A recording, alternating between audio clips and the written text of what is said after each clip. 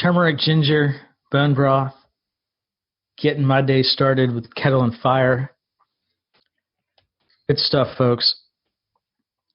You boil this stuff for upwards of 20 hours with organic veggies and herbs. Get you set on the right path to your workout recovery, injury recovery, depending on what's bothering you.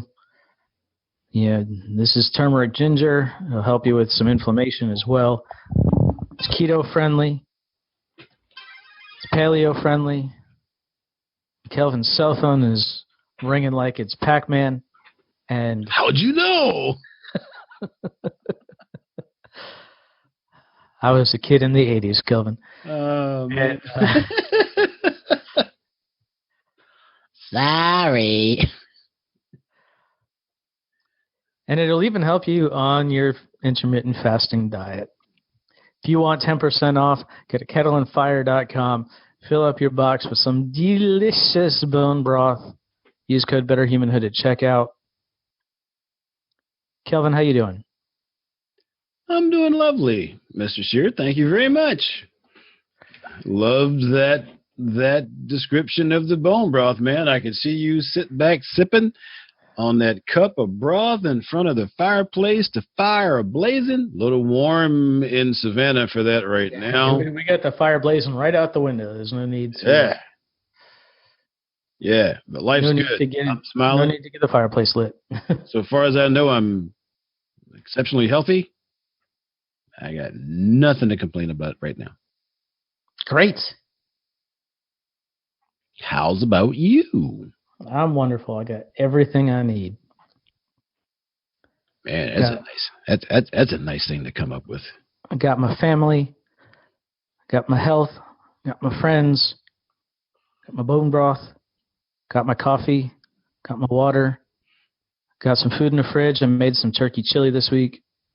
Oh, man. What time's the plane leave? No. That's okay. And you got a silver microphone with a light on it. That's right. Hey, if you get in the car right now, you could be here in time for lunch tomorrow. Hey, you could even be here in time for breakfast tomorrow, in fact. Maybe not this weekend. A little bit of turkey chili with a couple of over easy eggs on top. Mm-hmm. I got a couple of things to do this afternoon. I don't think I'll test myself like that. Occasionally, I do take notice of my limitations. Avoid temptation. Must not get in the car and drive for 18 hours. Yes. Oh, okay. Actually, temptation removed. Yeah, there you go. The chili sounds good, but that 18-hour drive does not. So. Yeah, as soon as we get that transporter working, hey, send me some. Right. That's the superpower I want. Yeah. Some people want X-ray vision. Some people want to fly. Just make me. I don't need to fly anywhere. Just make me appear somewhere else. There you go. Work on that. You know, some of the stuff you're doing with your mind, you may be able to have that happen in just a couple of months. All right. Warn me before you show up. Josh, what are you doing here? Pop in. Josh, what are you doing here? And why didn't your pants make the trip? You got to perfect this thing. Oh, I don't. Yeah, like I said, I got everything I need, and yeah, life is good. Yeah, life is good. So let's roll the music, shall we?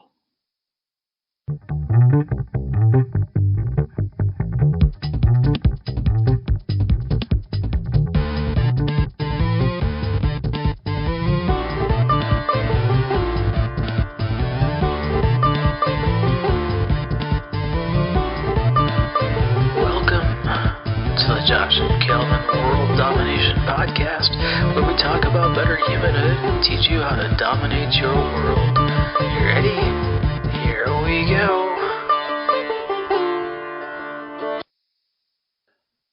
You know, I've been thinking a lot.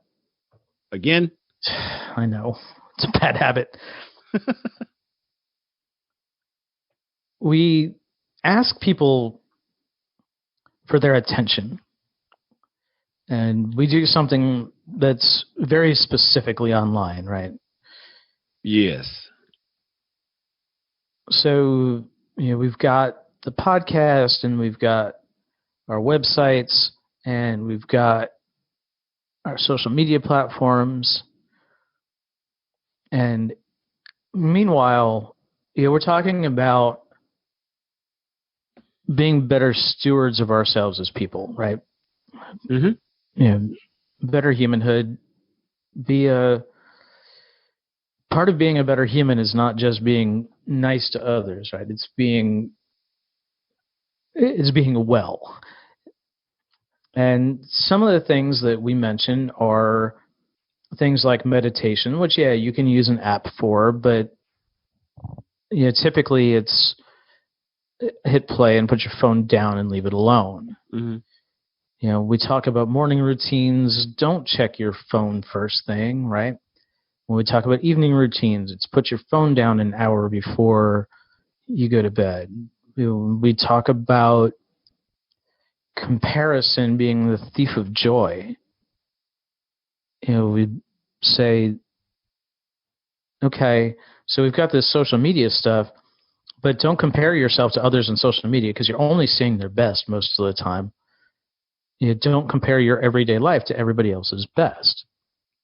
So how do we take a humane approach? I'm intentionally using the word humane, and we'll talk about this in a little bit. But how do we use a humane approach and still ask people to open their phones and give us their time and attention? Well, I would first think that we have something of value for them to get from us when they give us that attention. And I should probably extend that to a value to them, potentially, versus just value to us. Right. And not make it too hard to get. So they don't have to sit there and wonder, what are you talking about? Not like the course I ordered last week on Einstein's theory of relativity, but I did that to myself. But Einstein himself wrote a fairly plain English book on relativity. Did he? Who complicated it? He's got he had a sense of humor. Get out. I mean, I guess as a German Jew in the 30s and 40s, you needed one. Don't do that while I'm drinking coffee. Well, don't drink coffee while I'm talking, because I'm bound to do that. Touche. Well, yeah, that would be good. Well, you mentioned humane. So humane, well, when you start talking about the inhumane ways of getting people's attention, what might you be speaking of, young man? Okay, so I'm going to borrow a little bit from the Center for Humane Technology. And they actually have a new excellent podcast called Your Undivided Attention.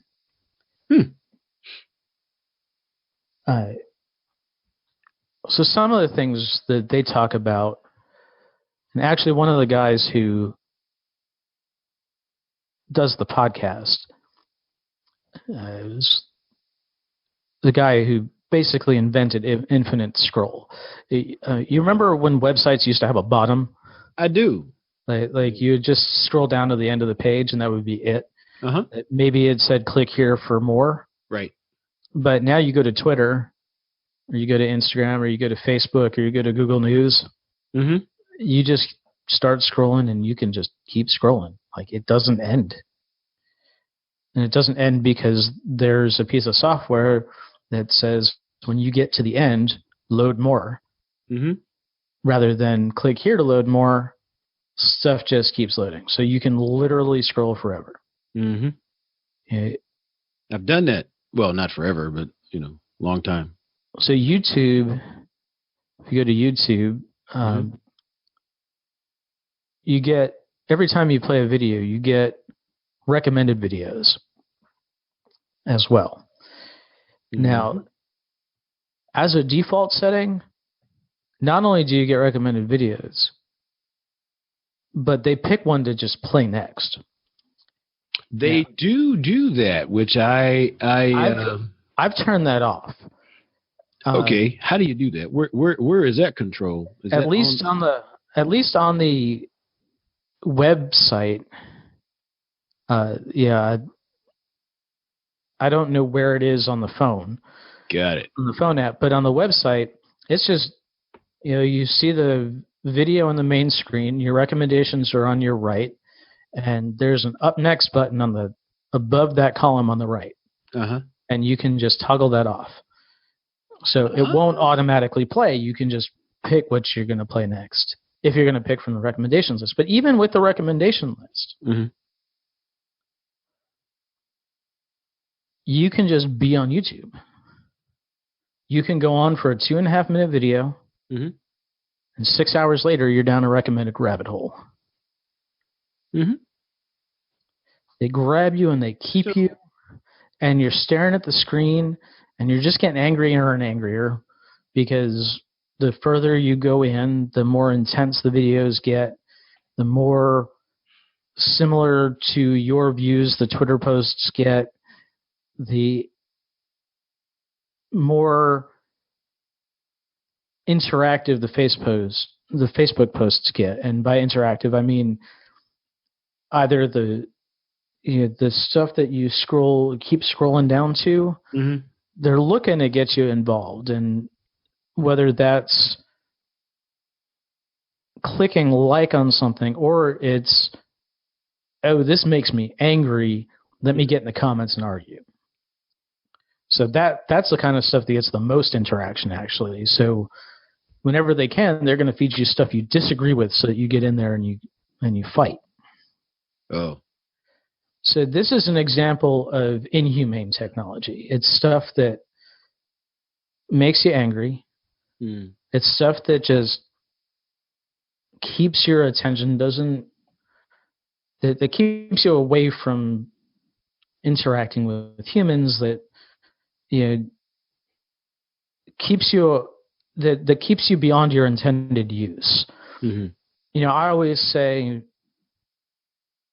people text me, if I don't text them back right away, if I don't answer a phone call, I always say, look, my phone is for my convenience. If it's not convenient for me to talk to you right now, I'm not going to answer the phone.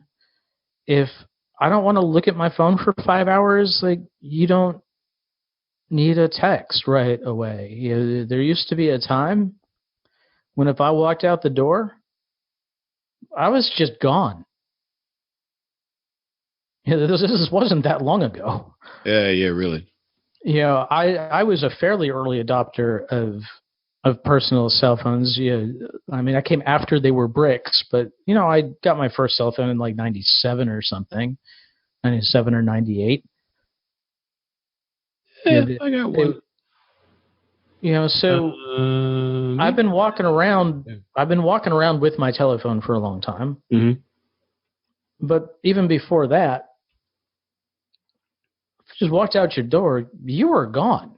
I remember making entire cross-country trips without being able to check in every 15 minutes with people. Right. You'd have to, people would have to leave you a voicemail or just assume you're answering machine message.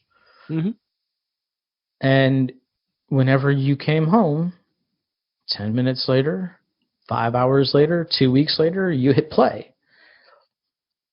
And some services got fairly clever, and you could dial in and call your answering machine. But you used to just not be able to be contacted constantly. Correct. So, Mr. Scheer, I have a question. You called that the inhumane way. But, Yeah. I mean, really, don't we have a choice in how much stuff we look at and how much time we devote to that stuff? We do, and we don't, right? We know that humans are not perfect animals. Who's we? Just a general we? General we. Just trying to, yeah. I want to make sure you hadn't gone down a scientific rabbit hole yet. No. All right. Okay. Humans are not perfect. We're not machines, right? We don't all have a good temptation resistance node, right? So, some people are better than others in some areas. Mm-hmm. And if you look at Jocko Willing's Instagram, Jocko Willing is getting up at 4:30 and working out. Doesn't matter what else Jocko's doing. He's really good at not hitting that snooze button. Mm-hmm. And he's really good at not ignoring the weights. Gotcha. Okay. So I haven't mastered that yet. Mm. I'm very good at not buying cookies. Mm-hmm. If they are in the house, forget it. They're gone. But I can leave them at the grocery store. I'm really good at not buying them. But once somebody buys them, I'm going to eat them. Right. Yeah. So what you're so what I'm saying is we are not perfect. Even if we know something's bad for us, we got these triggers, right? And there are psychological triggers that tech companies will use. You check Facebook because you want to see a notification. You get a little dopamine spike every time somebody hits like. Ooh, can I get my hit? Really? Dopamine, by the way, is the same. You hit the same system by getting a like on Facebook as you get from using cocaine. That's how addictive it is. By hitting like? No, by opening Facebook and seeing if somebody liked something. Really? Like when that notification light goes on, that little red notification light, it says somebody said something to you. You're like, boom, I got to check that.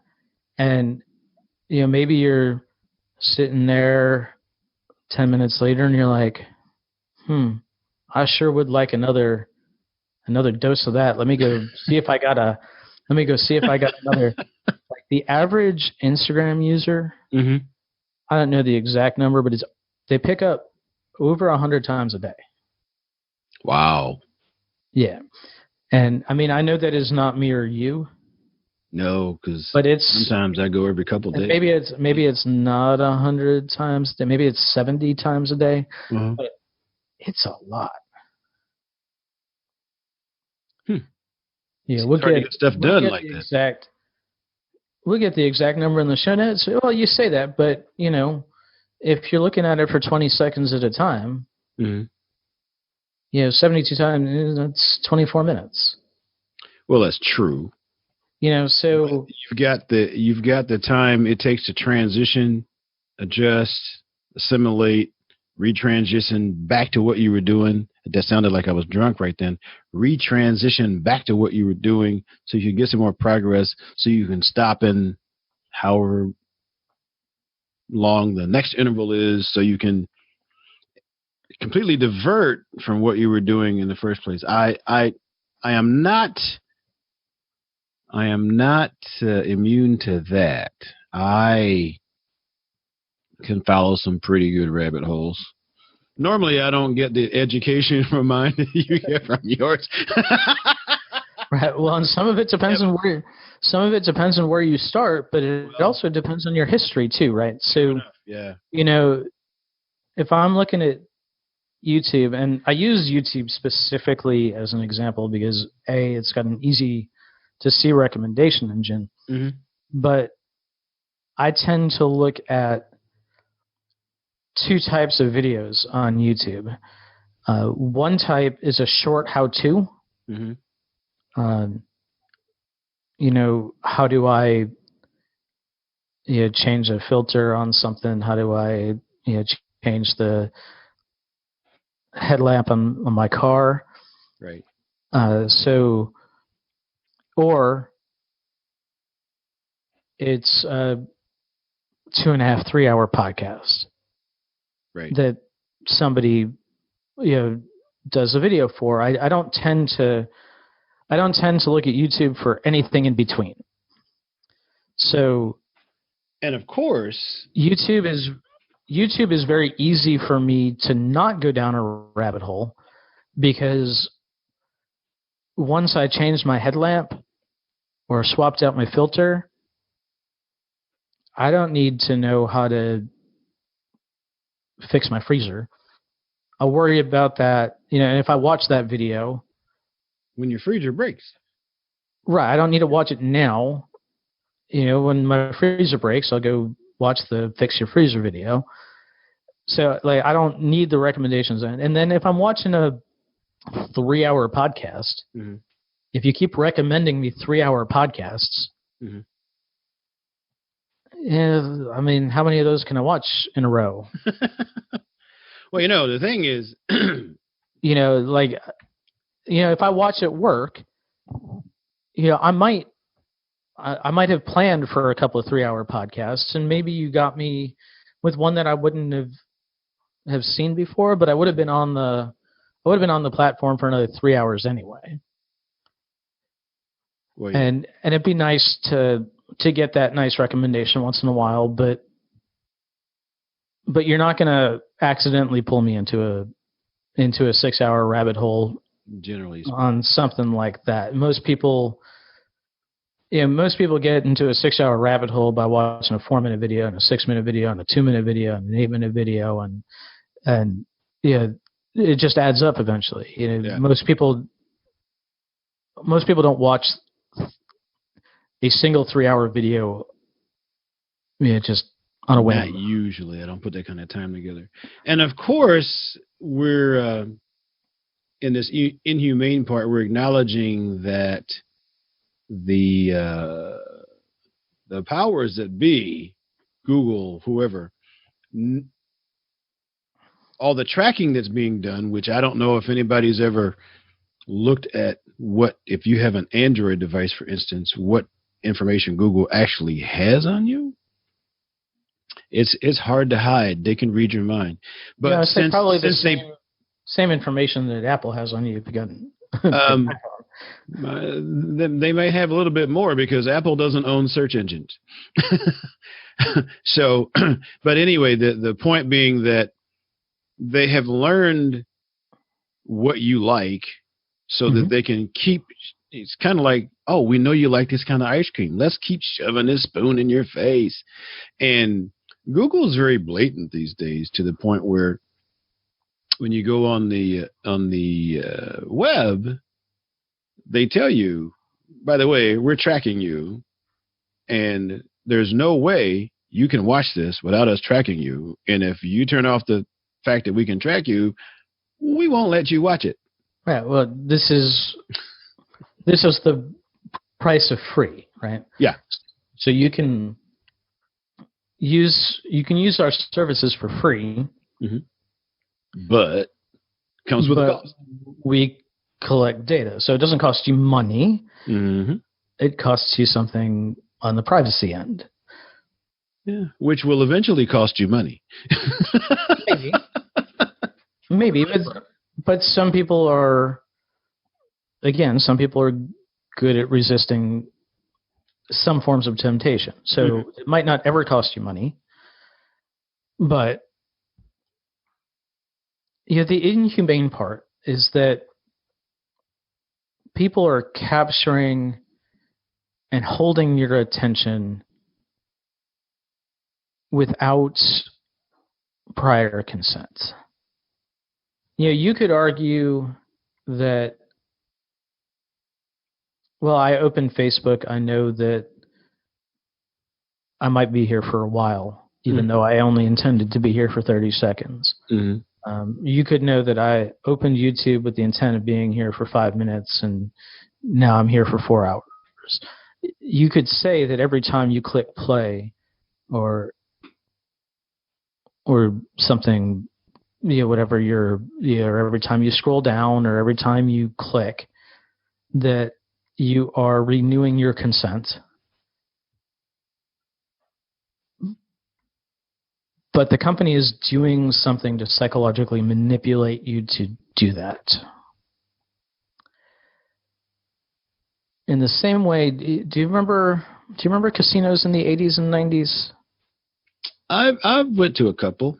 Yeah, so they used to be like really loud every time somebody hit a jackpot. Like a big old noise would go off, and it was always bright in there.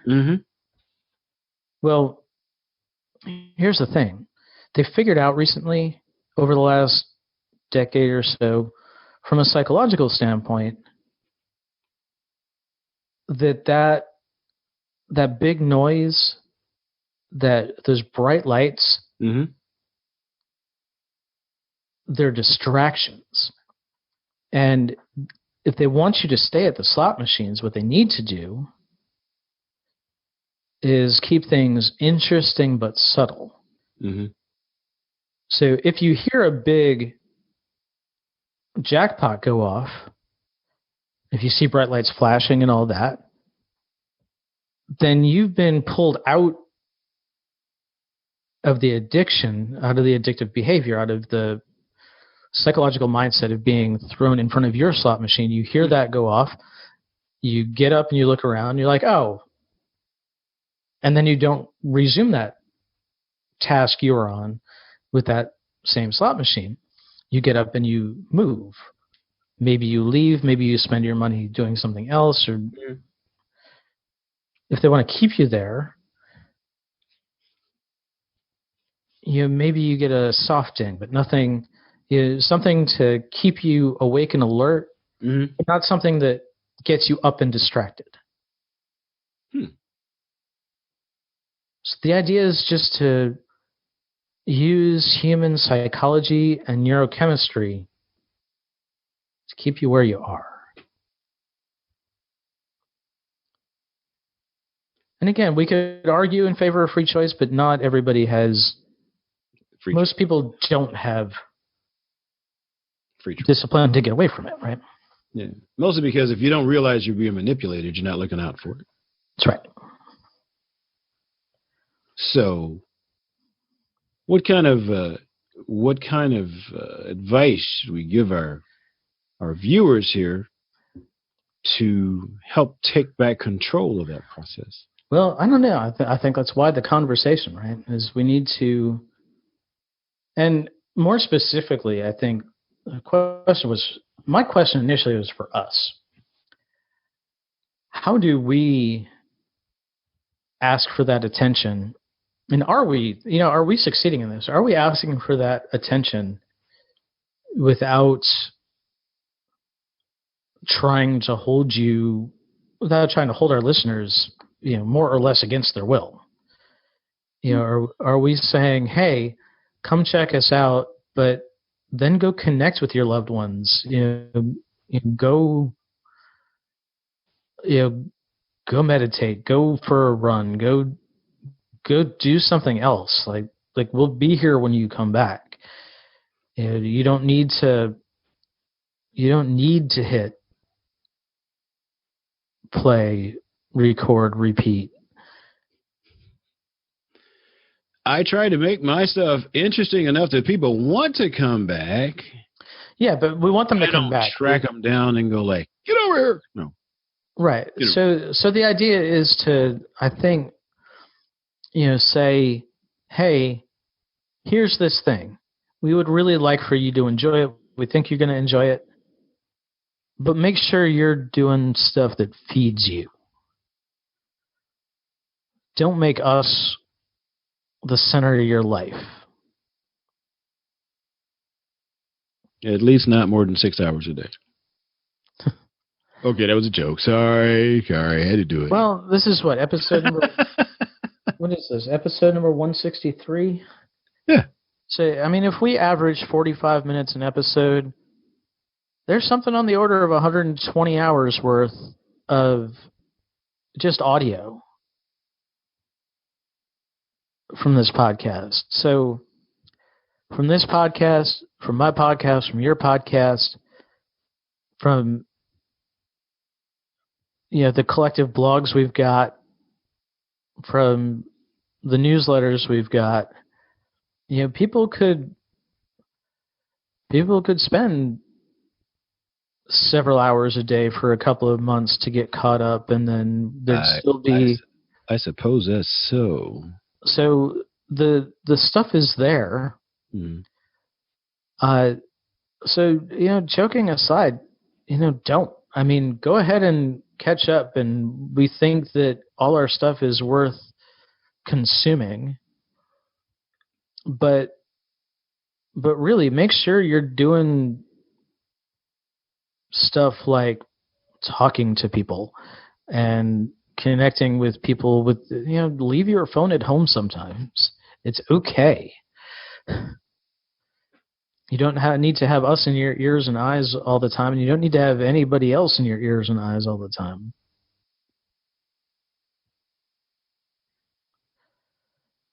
But do come in twice a week. I mean, you don't have to stay for hours, Yeah. And I joke, but I'm fairly good. Excuse me. Just random stuff. I'm getting a lot of email right now. I don't know where this stuff comes from, and they think they know me. I mean, like they call me by name, which I do call people by name who are on my email list and so forth. But some of the other tactics they have in the conversation, I'm like, wait a minute, is this somebody that I met and forgot that I met? Before I realized, oh no, that's an ad. Right. We don't do that kind of thing. And the conversation we had yesterday, I'm like, I don't remember you hearing from me. When I actually get one of those, I unsubscribe from those people immediately, because they, if you tell me I forgot a conversation we had, I'm feeling bad because we had a conversation. If I then find out I don't know you, now I'm annoyed.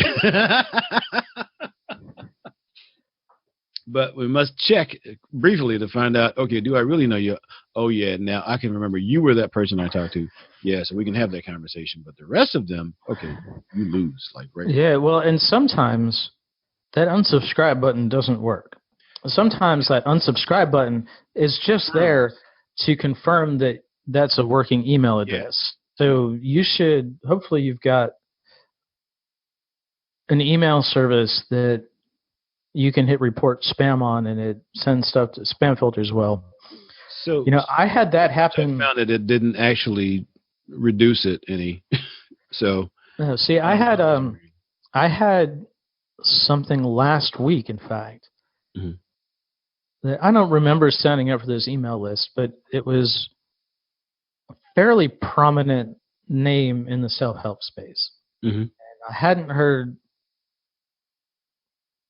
from this person.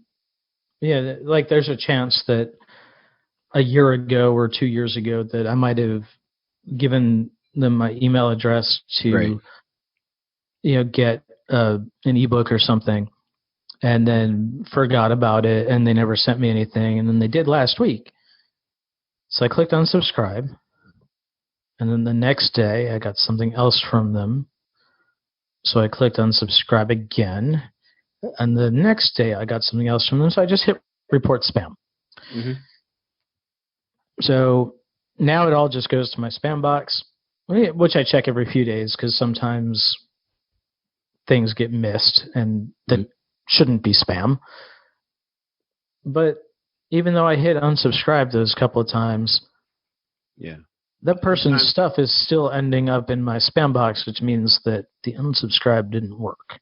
Sometimes it just validates that you actually are a real person opening the email, and then they get Yep. great. And those, I hate those. Those are actually illegal. Those are contrary to federal law. Right. Well, and remember that you're only, I mean, I guess technically, if you're sending it to a U.S. address, you're violating federal law. But if you're stationed outside the U.S., they Well, can't there really is- go after you, right? Correct.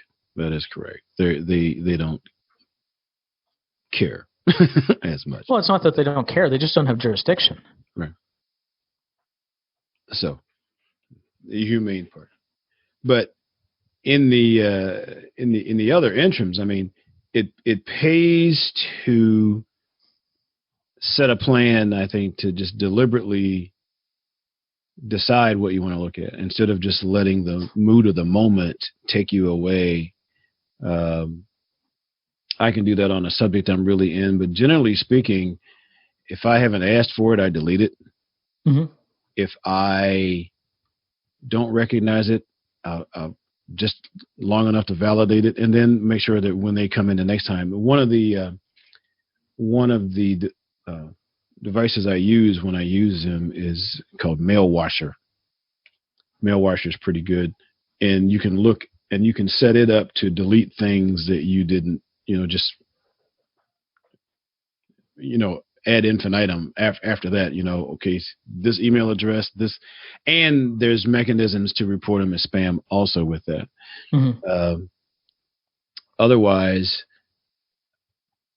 not too much, but you had another vehicle, right, that people could use to just unsubscribe from things that Yeah, unenroll me.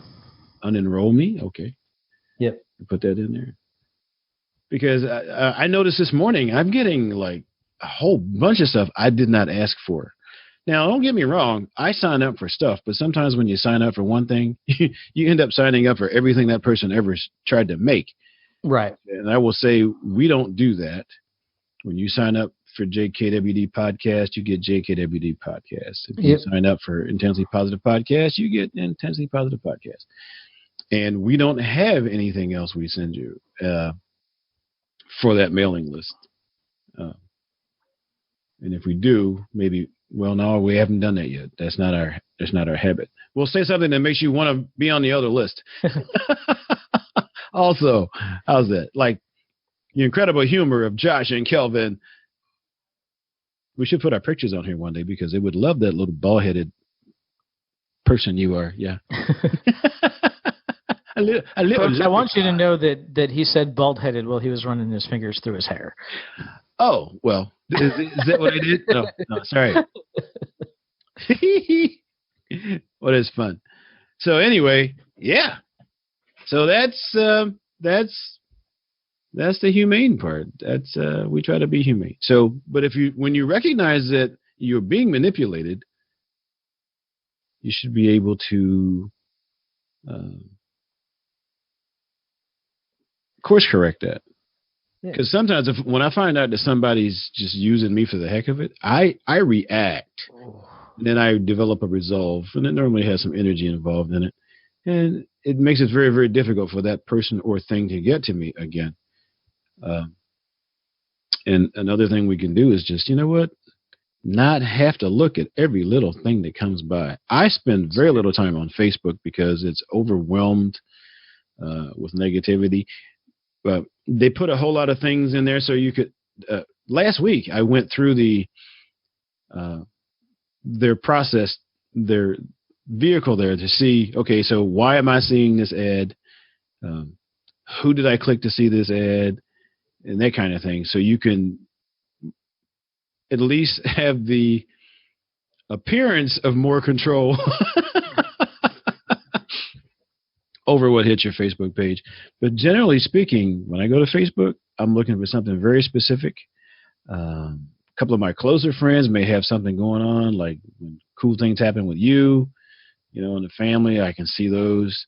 But even with that, I don't spend hours and hours looking through your life. I figured if it was really, really important, you'd call me and tell me. Just let you know. Tell me. So, take some responsibility for what you're looking at. Tough as it might be hard to start.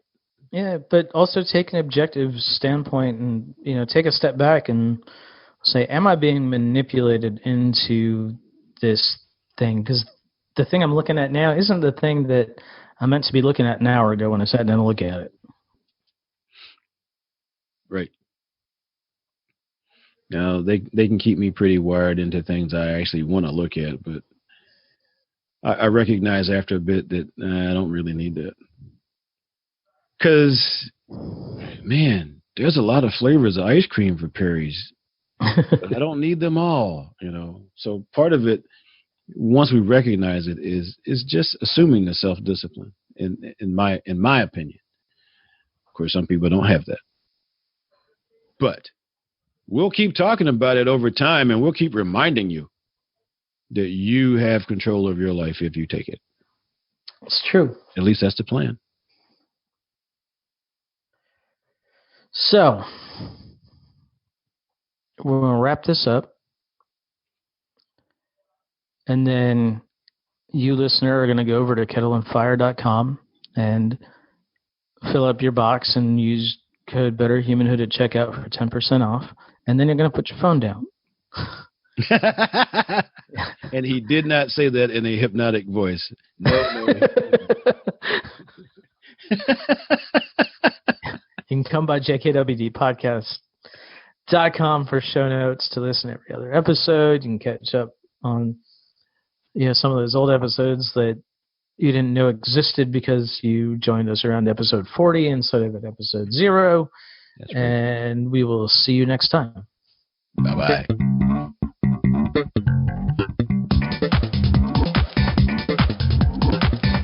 Hey, thanks for listening. Show notes and more at jkwdpodcast.com.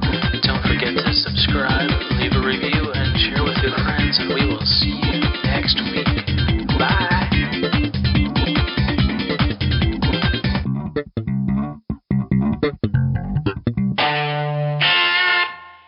A Better Humanhood production.